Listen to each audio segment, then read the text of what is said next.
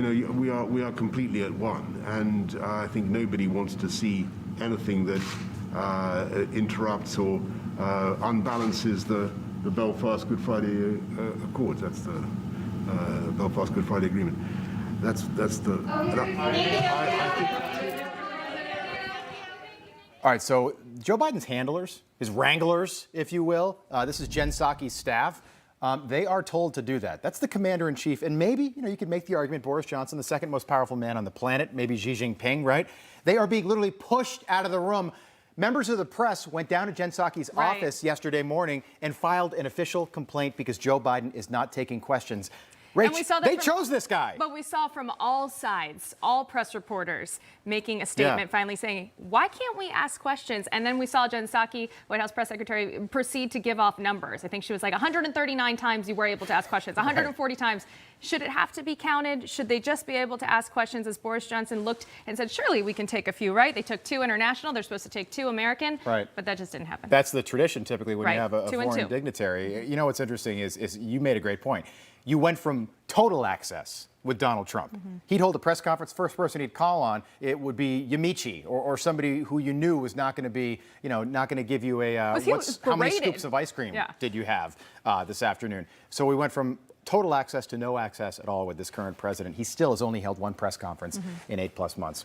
All right, let's welcome in the Powerhouse panel this morning. We've got writer and reporter for the Daily Wire, Charlotte Pence Bond, is with us this morning. The CEO of Chickasaw Bank and the Transportation Commissioner in the great state of Oklahoma, home of the Sooners, by the way, T.W. Shannon, back with us this morning, and senior contributor for the Federalist, Benjamin Weingarten, with us this morning. Panel, so nice to have you on. Great to be with you this morning. The Joe Biden situation, the press, just to touch on that, T.W., we'll start with you. They chose this guy. They covered for him. They carried him through the election. This is the guy they wanted. They don't report on what's actually happening. And now they're upset that he's not answering questions. Your take? Speechless. There he is. The press. I think the press actually created this situation, Rob. They created this Frankenstein during the campaign when they allowed Joe Biden to enter into the mainstream media witness protection plan. When they wouldn't ask him questions, they allowed him to hide in his basement. And the only thing they were interested in is his favorite flavor of ice cream. And now those roosters have come home to roost because he's not even willing to answer any questions to them. He's had 1 press conference since he's been in office. We've never had a president that's been this closed and non-transparent with the American people. And it's because he thinks the American people work for him. But I've got news for him. He works for the American people, and he's going to find that out, I think, this midterm election, when I think the country is going to rise up and really repudiate this closed regime of the Biden administration. It's coming forward, and I'm anxious where we'll get back to a point of open transparency like we had with Donald Trump. Yeah, one Australian journalist of the UN was apparently stunned by how aggressive Biden's people were yelling over Boris Johnson. Again, foreign head of state, so unusual. Charlotte, so nice to have you on the show, daughter of the former Vice President Mike Pence. Great to be with you, reporter for the Daily Wire. I want to play you a soundbite from Jen Psaki yesterday. To me, this took the cake. She, instead of just being like, listen, the president's unable to answer questions off the cuff if he's not scripted, she actually went as far to blame Boris Johnson and the British media for daring to ask questions in that setting. Take a listen. Well, I think in that circumstance, and I think our relationship with the United Kingdom and with Prime Minister Johnson is so strong and abiding, we will be able to move forward beyond this. But he called on individuals from his press corps without alerting us to that intention in advance. I don't remember that ever happening over the 4 years of Trump-Pence in office. Yeah, well, thanks so much for having me on the show. I do think that a lot of Americans are kind of seeing that there's not a lot of access, like you guys were saying. I think that for the most part, people do want to hear from the president, especially when we do have these big meetings, international meetings with global heads of state.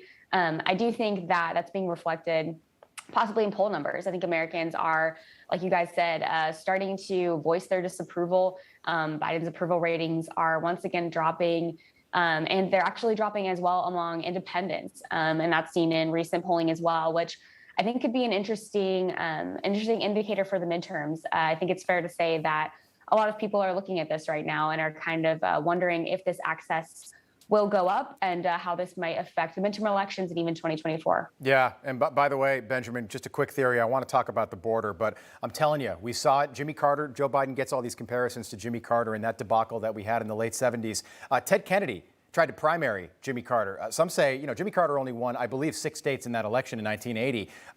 But Ted Kennedy primaried him, and there was a major rift in the party. If Joe Biden does decide, or the people controlling Joe Biden do decide that he's going to run again in 2024, I would not be surprised if this happens again, if somebody primaries him. Maybe Kamala Harris, maybe somebody else from within the party, but it wouldn't shock me. 2024 is a long way off, but it wouldn't shock me if something like that happened again.